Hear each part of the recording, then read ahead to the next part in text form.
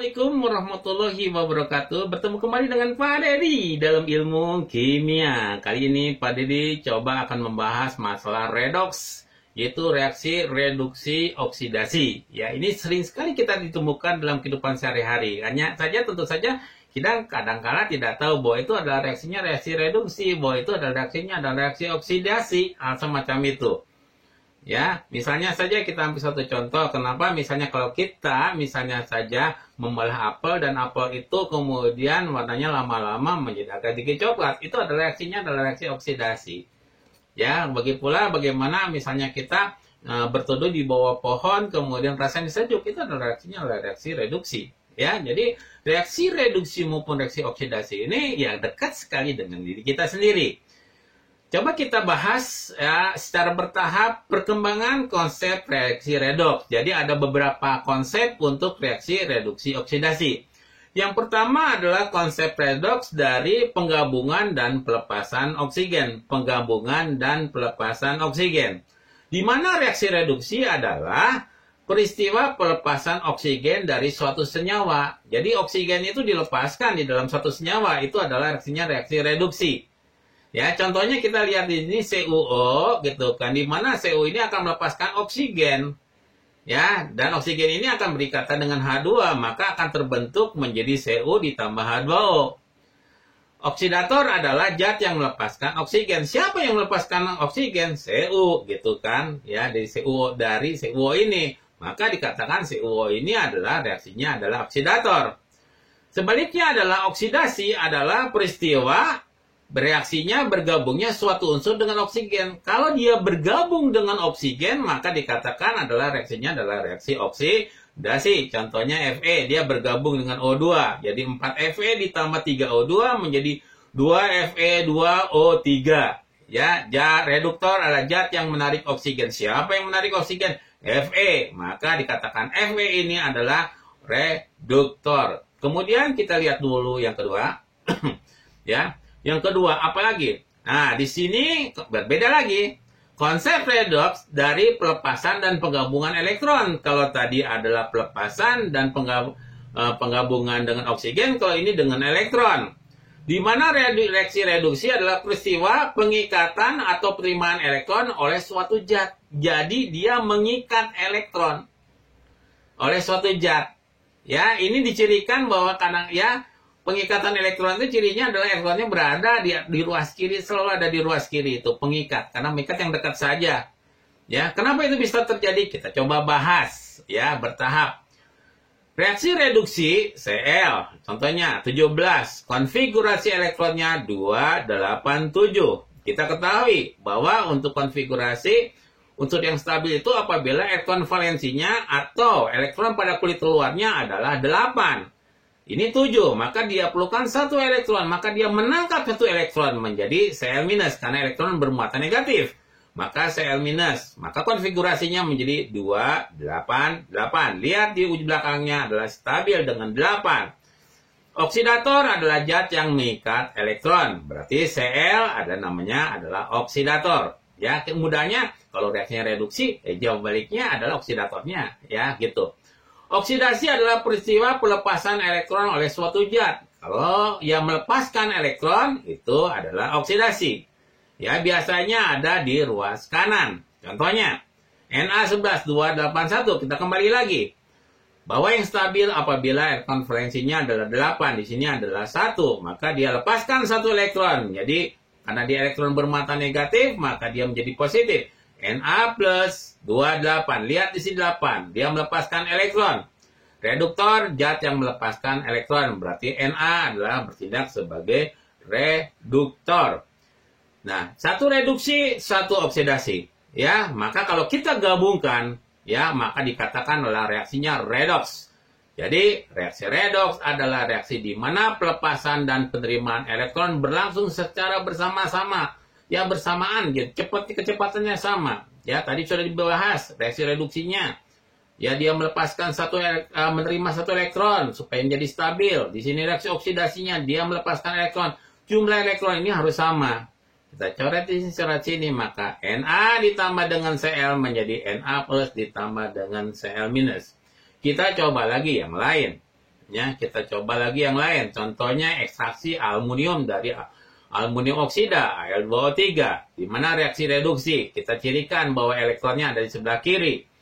Ya, 4Al3+ ditambah 12 elektron menjadi 4Al. Oksidasi, elektronnya sebelah kanan. 6O2- menjadi 3O2. Jumlah elektron ini harus sama, maka akan terbentuk nilai-nilai koefisien-koefisien seperti ini.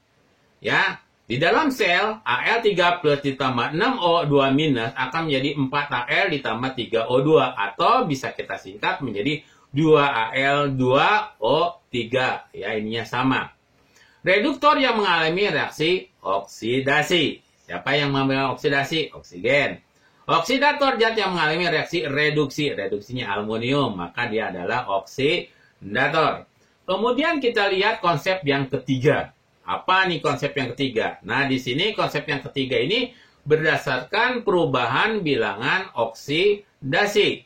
Ya, di mana bilangan oksidasi atau tingkat oksidasi adalah suatu bilangan yang menunjukkan ukuran kemampuan suatu atom untuk melepas atau menangkap elektron. Ya, kata kuncinya adalah kemampuan. Ya, kemampuan melepas atau menangkap elektron dalam pembentukan suatu senyawa. Reduksi adalah reaksi penurunan bilangan oksidasi. Apabila bilangan oksidasi yang menurun, maka dikatakan reduksi. Ya, ya. Kemudian reduktor adalah zat yang mereduksi zat lain dalam reaksi redoks. Oksidasi adalah pertambahan bilangan oksidasi. Yang mudahnya, kalau reduksi bilangan oksidasinya menurun, sedangkan oksidasi adalah bilangan oksidasinya naik. Ya, nanti kita lihat. Ya, tentu saja untuk menentukan penurunan dan kenaikan bilangan oksidasi ada aturan-aturan. Ya, bagaimana kita menentukan bilangan oksidasi? Yang pertama, bilangan oksidasi dalam unsur bebas adalah 0.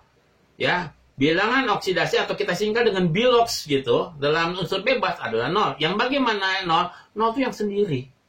Kalau kita sendiri itu 0, bebas, mau apa saja. Ya, contohnya sini neon, karbon, besi, di sini juga sendiri-sendirinya adalah 0. H2, Pak, dia hanya ada 2. Iya, dia H juga gitu kan. Berarti dengan bayangannya maka 0. Bahkan S8 pun udah katakan adalah 0 karena dia sendiri S saja. Bilangan oksidasi ion monoatom sama dengan muatan ionnya. Apabila unsur itu monoatom sama dengan di atas tapi dia punya muatan, maka muatan yang dihitung. Na berarti plus 1, Cu2 berarti plus 2, Fe3 berarti adalah plus 3. Walaupun kalau di sini Fe adalah sama dengan 0 karena dia tidak muatan. Sini Fe3 sama dengan plus 3. Ya. Cl minus di sini 0, Cl2 0, tapi Cl minus muatannya min 1 berarti min 1. S2 minus sama dengan min 2. Ya. Kemudian yang ketiga, bilangan oksidasi unsur golongan 1A dalam senyawa adalah plus 1. Sedangkan unsur golongan 2A dalam senyawa adalah plus 2. Biasanya golongan utama ya ada di ruas kiri ya. Diruaskan dalam susunan berkala ini adalah utama berarti yang mutlak plus 1 plus 2. Bilangan oksidasi unsur golongan 7A, walaupun di sini golongan utama juga, tapi dia ada di ruas kanan ya, fluor, klor, brom, yodium. Kita bahas hanya di situ saja. Dalam senyawa biner artinya bi beratnya 2. Kalau dia sedang berdua, logam adalah min 1.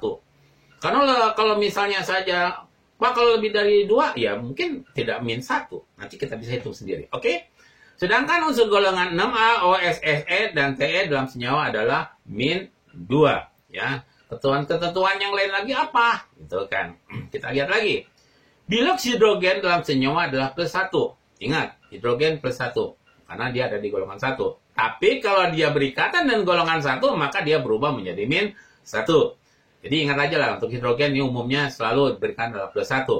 Bilangan oksidasi oksigen dalam senyawa adalah min 2. Oksigen adalah min 2. Kecuali dalam senyawa biner, fluorida, FO2, oksigen mempunyai bilangan oksidasi plus 2. Karena di sini lebih elektronegatif, dia akan berubah menjadi positif.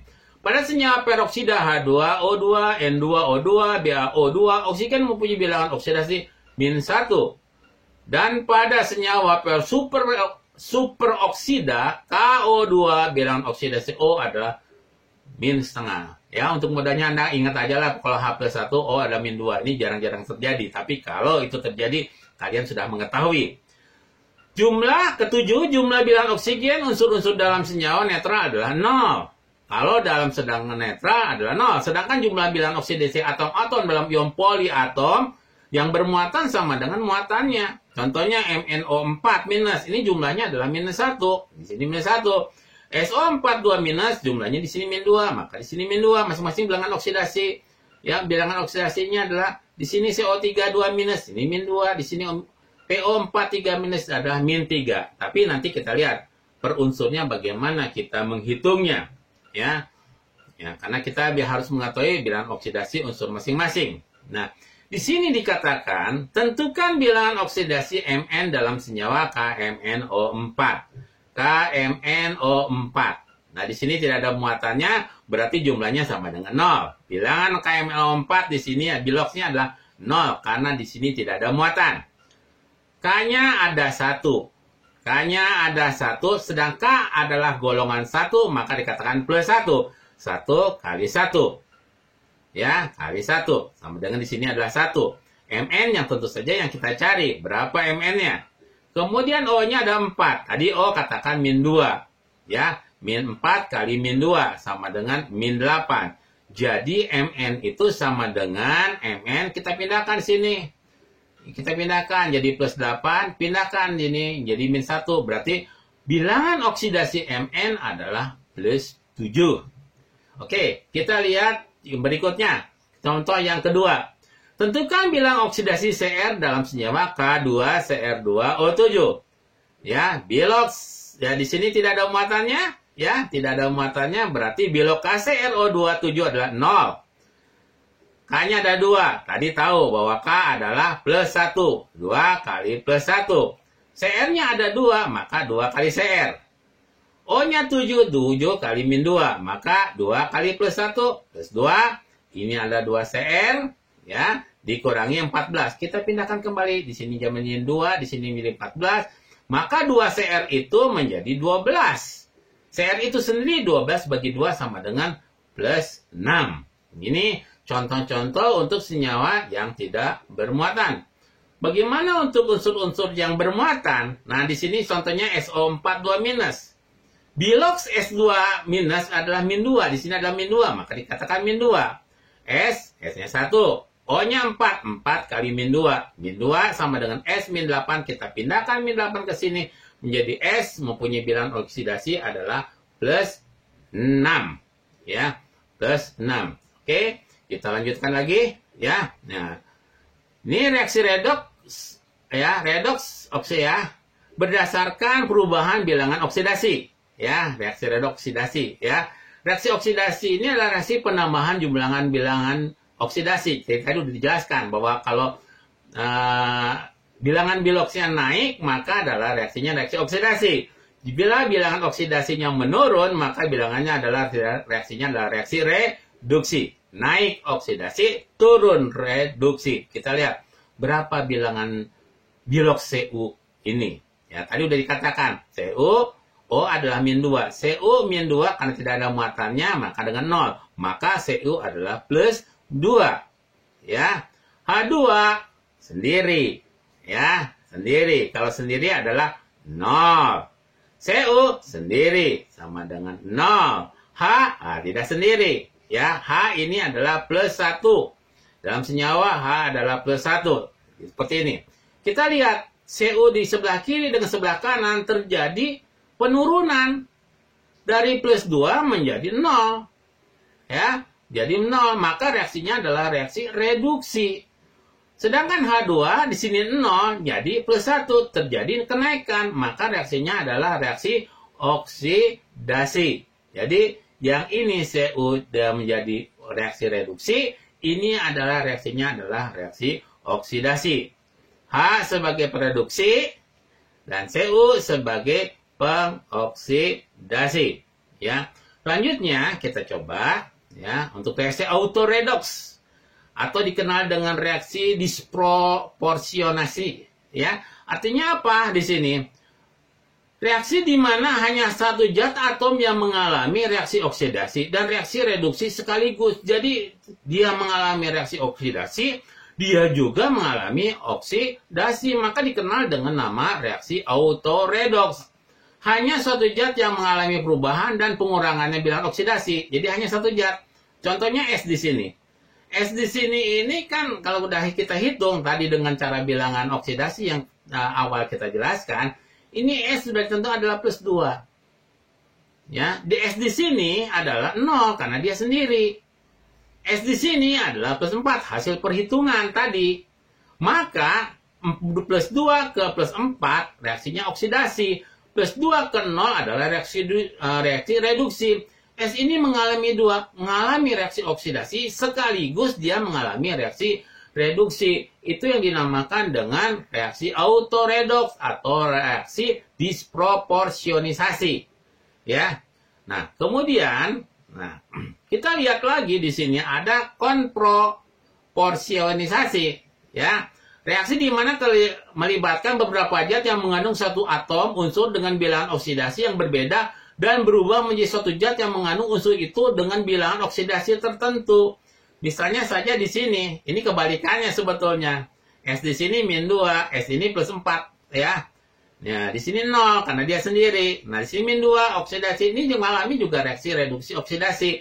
Tapi dari dua senyawa ini menjadi satu. Kalau tadi adalah satu. Ya, kita lihat ya, keseluruhannya lagi di sini adalah contoh. Nih, C, kita bisa loh. O adalah misalnya adalah, O kan kita tahu, O ini min 2, ada 2 gitu kan. Jadi min 2 kali 2 berarti min 4. Kebalikan min 4 berapa? Plus 4. Maka di sini plus 4 itu untuk mudahnya Anda. Cukupkan sekian dulu dari Pak Dedi. Assalamualaikum warahmatullahi wabarakatuh.